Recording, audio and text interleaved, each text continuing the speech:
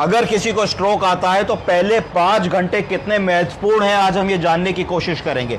हम सब ने देखा है स्ट्रोक, जिसको पैरालिसिस या लकवा भी कहते हैं, हमारे परिवार में, रिश्तेदारों में, मोहल्ले में लोगों को होता है और शरीर का एक अंग, सिर्फ एक हाथ, एक तरफ का हाथों पैरों का हिस्सा या कई के केसेस में चारों पैरों की हाथों की ताकत चली जाती है। तो ये एक गंभीर बीमारी है स्ट्रोक। डिसेबिलिटी, आदमी चल फिर नहीं पाता, अपना काम नहीं कर पाता, बेड रिडन हो जाता है।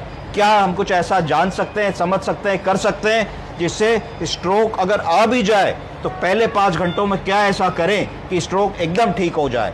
क्या ऐसा हो सकता है कि हम स्ट्रेचर पे अस्पताल तो लाए जाएं पर 5 घंटे के भीतर ठीक होकर के हम वॉक करते हुए अगले दिन घर चले जाएं? ऐसा क्या कुछ संभव है? तो आज इसके बारे में मैं आपको बताऊंगा। हाँ, इसका उत्तर है कि ऐसा संभव है। अगर हम में से किसी को भी ऐसा लगता है कि हाथों पैरों में झंझनाहट होनी शुरू हो गई है, हाथों पैरों में नंबनेस आ रही है, हाथों पैरों की ताकत कम हो रही है, मुंह टेढ़ा हो रहा है, अगर हम चाय या पानी पी रहे हैं तो एक तरफ एंगल ऑफ द माउथ से वो पानी निकल जा रहा है, ड्रिबल हो जा रहा है, हमारे शब्द नहीं बन पा रहे हैं, हम हाथ से गिलास को नहीं पकड़ पा रहे हैं, हम चाय का कप नहीं पकड़ पा रहे हैं, हम खड़े नहीं हो पा रहे हैं, तो इसका लक्षण है, ये लक्षण है, सिम्टम्स हैं कि जरूर हम लोगों को स्ट्रोक हो रहा है। इसके लिए क्या करना है?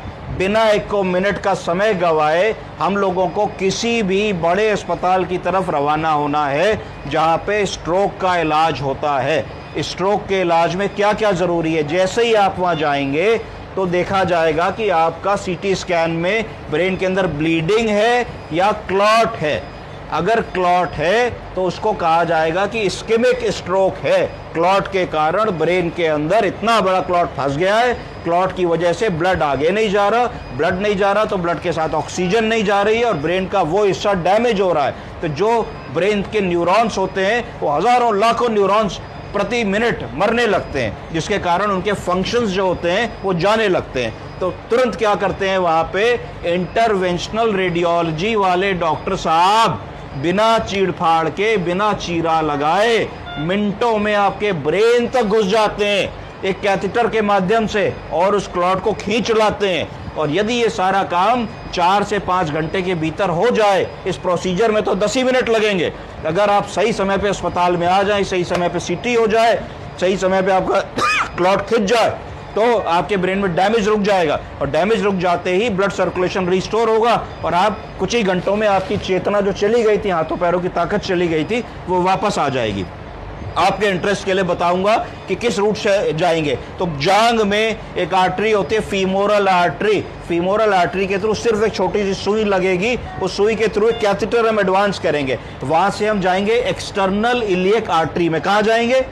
एक्सटर्नल इलियक आर्टरी कहाँ होती है? ये एब्डोमिनल एओर्टा की एक ब्रांच होती है। उसके बाद फिर हम कॉमन कैरोटिड आर्टरी में जाएंगे। Carotid artery, common carotid artery, common carotid artery से हम इंटरनल कैरोटिड आर्टरी के थ्रू होते हुए कहाँ चले जाएंगे? मिडिल सेरिब्रल आर्टरी, MCA, जहाँ पे क्लॉट है और वो खटाक से क्लॉट को हम खींच के बाहर ले आएंगे। तो ये हमको सबको पता होना चाहिए और स्ट्रोक की स्थिति में समय नहीं नष्ट करना चाहिए कि हम 2-4-6 घंटे निकाल दें। पहले 4-5-6 घंटे गोल्डन आवर्स होते हैं। इस समय पे अगर ये इलाज हमें मिल गया तो सारे जीवन की डिसेबिलिटी बचती है, वरना स्ट्रोक के बाद लोगों को 10 साल व्हीलचेयर पे रहना पड़ता है, वॉकर से चलना पड़ता है, कुछ लोग बेड रिडन हो जाते हैं, लेटे लेटे कॉम्प्लिकेशंस होते हैं, बेड सोर्स हो जाते हैं, पेशाब की नली पड़ती है, मोबिलिटी खत्म हो जाती है, उसके कारण एंग्जाइटी होने लगती है, डिप्रेशन होने लगता है, लाइवलीहुड छिन जाती है, नौकरी चली जाती है। तो ये सब ना हो, इसके लिए timely intervention for stroke is very important. समझ गए आप लोग?